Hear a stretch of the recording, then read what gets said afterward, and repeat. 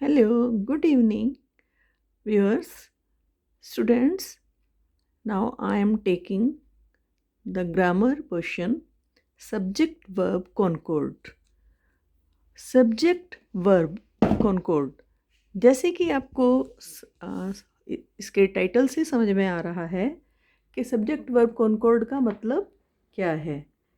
A verb must agree with its subject. Okay, किस किस चीज़ में एग्री होना होता है उसको? Number and person.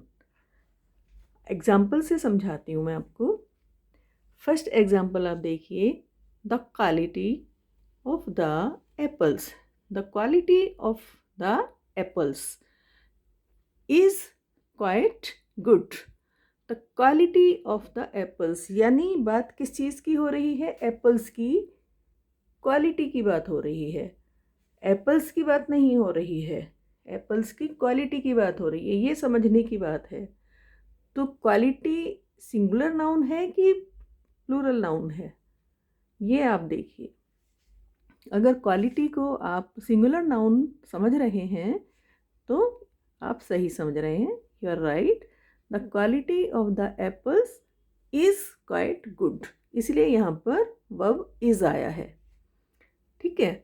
सेकंड में देखिए, a lot of students have come. A lot of students, तो स्टूडेंट्स का नंबर कितना है? प्लूरल है। ओके, इसलिए यहाँ पर हैव आया है। क्लियर। थर्ड सेंटेंस आप देखिए, the results of the competition. Competition का रिजल्ट्स, बहुत सारे कंपटीशन हुए हैं, तो कंपटीशन के रिजल्ट्स की बात हो रही है। The results of the competition are expected any moment. इसलिए यहाँ पर क्योंकि रिजल्ट्स प्लूरल नंबर है तो प्लूरल नंबर के साथ में वर्ब आर ही आएगा। इसके बाद आप देख रहे हैं नेक्स्ट, टू एंड टू। तो टू तो अपने आप में प्लूरल है ही, और यहाँ तो टू एंड टू हो गया। ठीक है, एंड लगा है, two and two make four.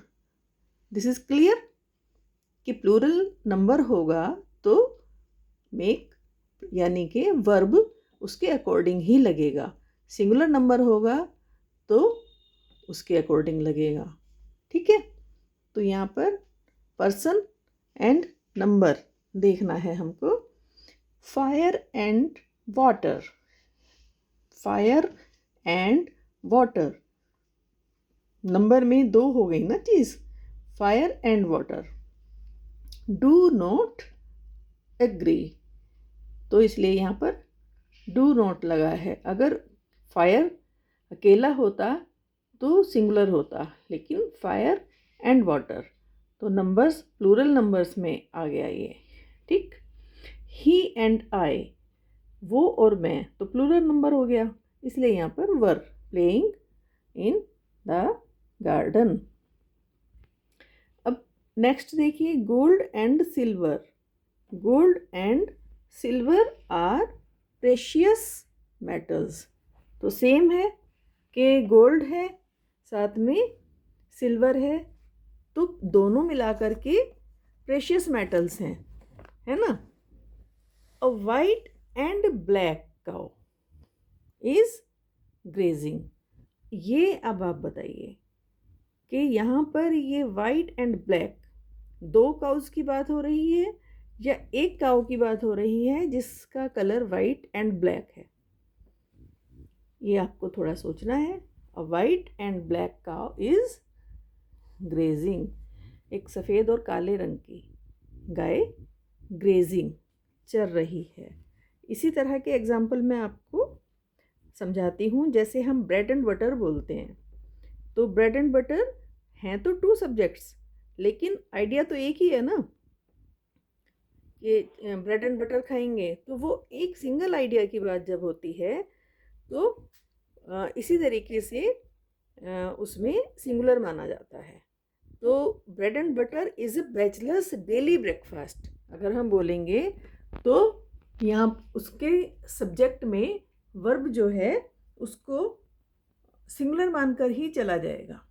ठीक है। जैसे हम किसी को बोलते हैं he is my friend and guide, वो मेरा फ्रेंड भी है और मेरा गाइड भी है, तो पर्सन तो सिंगुलर ही हुआ ना, तो सब्जेक्ट तो सिंगुलर है, लेकिन वर्ब उसके सिंगुलर के हिसाब से ही लगाएंगे।